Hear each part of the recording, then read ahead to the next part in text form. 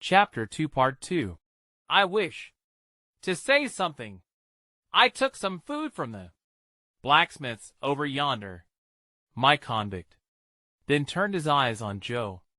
Are you the blacksmith? He said. I'm sorry to say I've eaten your pie.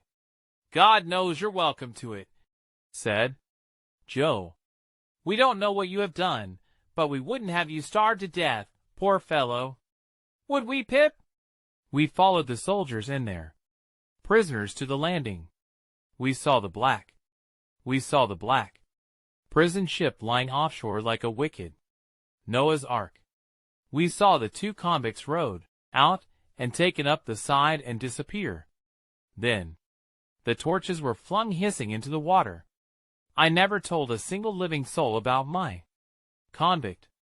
I loved Joe, and the fear of losing his trust tied my tongue. First I had been afraid to avoid doing wrong. Now I was afraid to do what I knew to be right. When I was old enough, I was to work with Joe in the forge. Until that time I did odd jobs. Any money I earned went into a box on the kitchen shelf.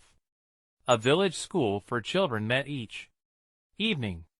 It was run by an older lady who napped through most classes. With the help of a girl named Biddy, the lady also kept a little store. Biddy was an orphan like myself. Her hair always wanted brushing, and her shoes always wanted mending. With Biddy's help I learned the alphabet. One night, sitting in the kitchen with my slate, I wrote a note to Joe. I think this was a year after our hunt upon the marshes. I worked an hour to print this message. Me dear Joe, I hope you are witty well. P.I.P. Joe looked at the note with pride.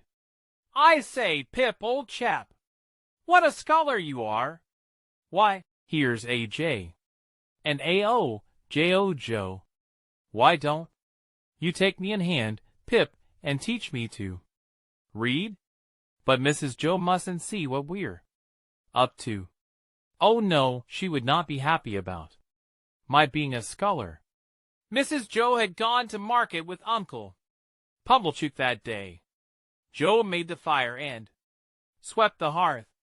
Then we waited for the carriage. It was a dry, cold night. Here comes the mare, said Joe, ringing like a peal of bells. Mrs. Joe and Mr. Pumblechook rushed into the warm little house. Now, Mrs. Joe cried out, if this boy ain't grateful this night, he never will be.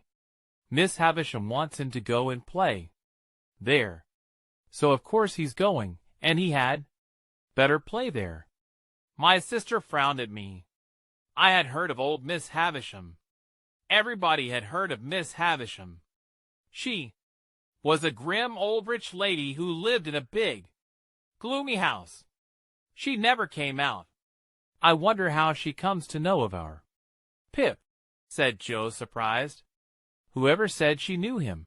Cried my sister. Uncle Pumblechook rents his office from her. She asked if he knew a boy. Indeed, he knows that this boy's fortune may be made by his going to Miss Havisham's. He will take Pip to town tonight, and to Mississippi House.